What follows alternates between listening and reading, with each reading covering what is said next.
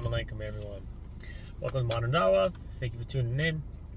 Today I want to talk about Sharia law. What is it? Just a kind of a basic overview of it.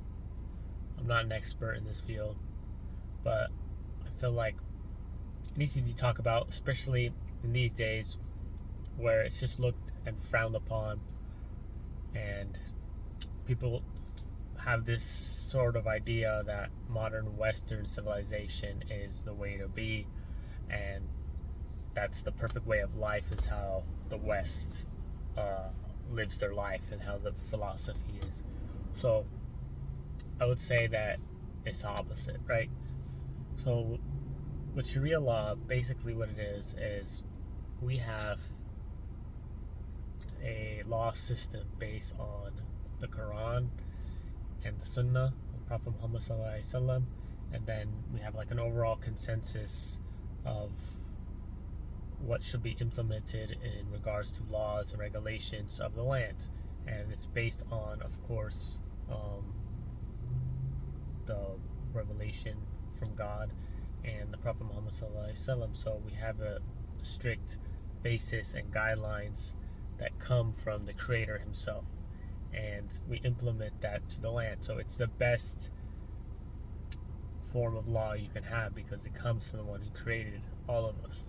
And what happens is there is a ruler, which we call a caliph, which is basically the one ruler who's governing the whole land, and he needs to abide by the regulations of the Sharia law and make judgments and make sure that people are protected and everything. And then you have a scholar who's very knowledgeable, that will make sure that this ruler is abiding by the laws of the Quran and the Sunnah and all this, and that he's justified in his governance, right? So it kind of balances each other out, and there's no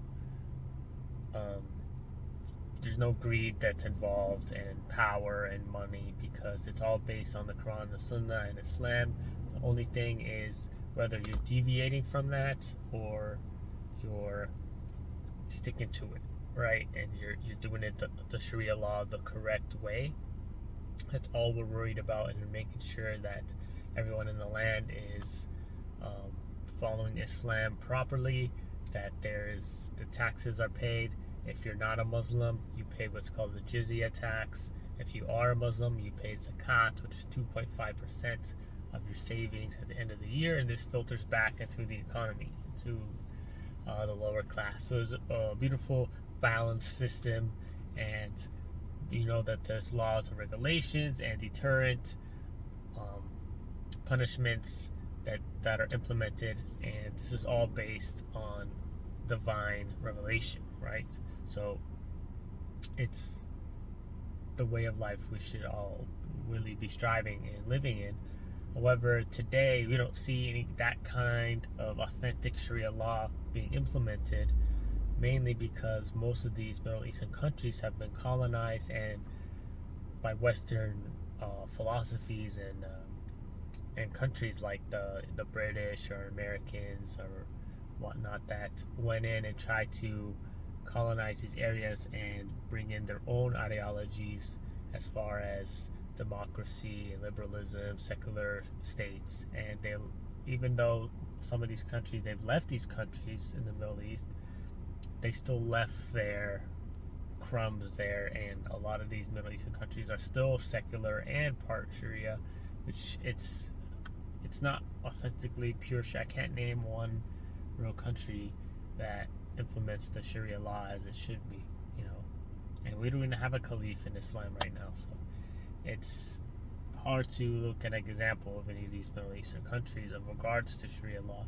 And when we see the Taliban now, they're saying they want to implement Sharia law in Afghanistan, and then what I don't understand is why are all these Muslims there trying to run away if this is our law that we should be abiding. If you want to escape to America and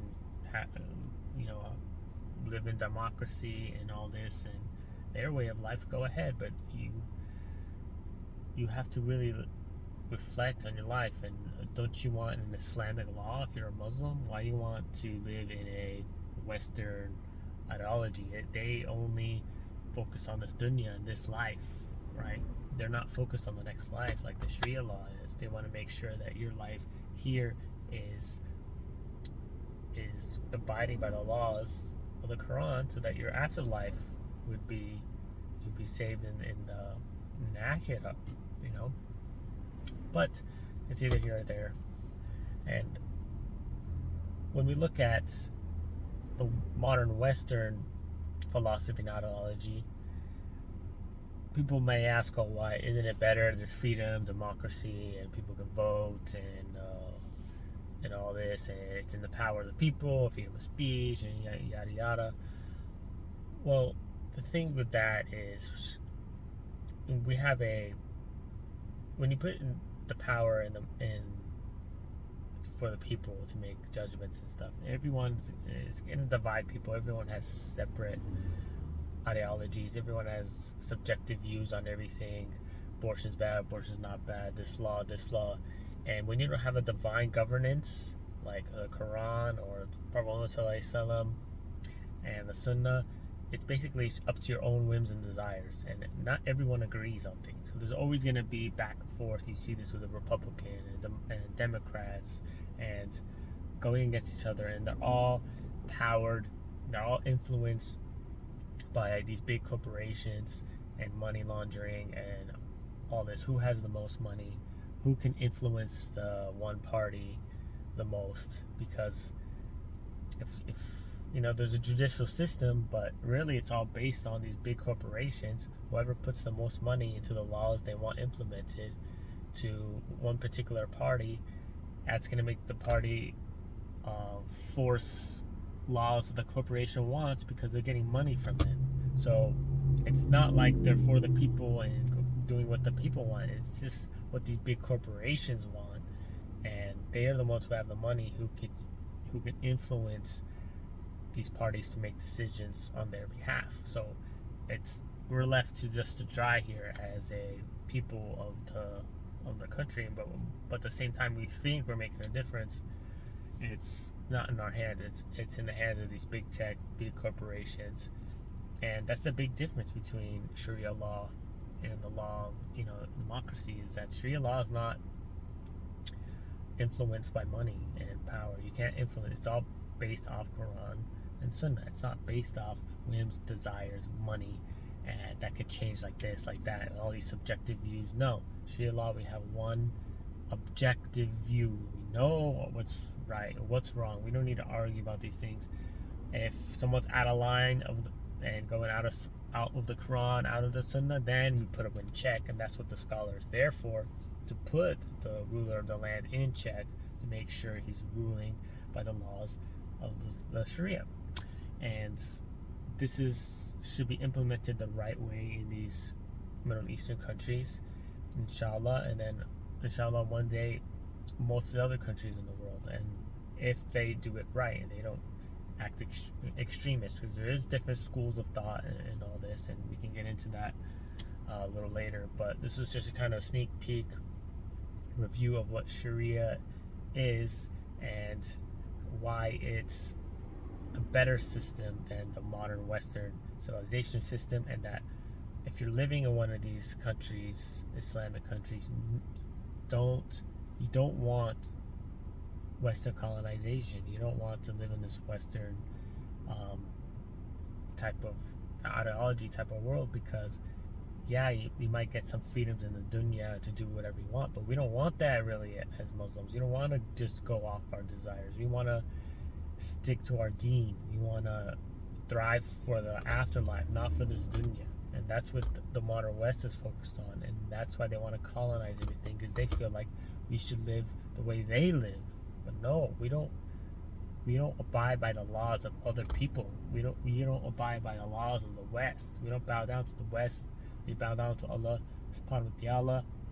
We follow the Quran, we follow the Sunnah, and you need to stick to that as Muslims. We need to implement that. We have laws from the Creator, so why are you trying to adopt laws and governance from these modern Western civilizations in these countries. No, stick to your deen. You have the Quran. Go back to the Quran. Go back to the Sunnah, please. Don't say, "Oh, times are changing." No, that's just total. That's just total foolishness. Times change only in subjective views. It's the Quran is eternal. That's not gonna change. So that's the laws of the Creator. The Creator, Allah subhanahu wa ta'ala, is not gonna change his views because people have changed in the world. So that's my brief introduction to this. If you liked the video, please like the video.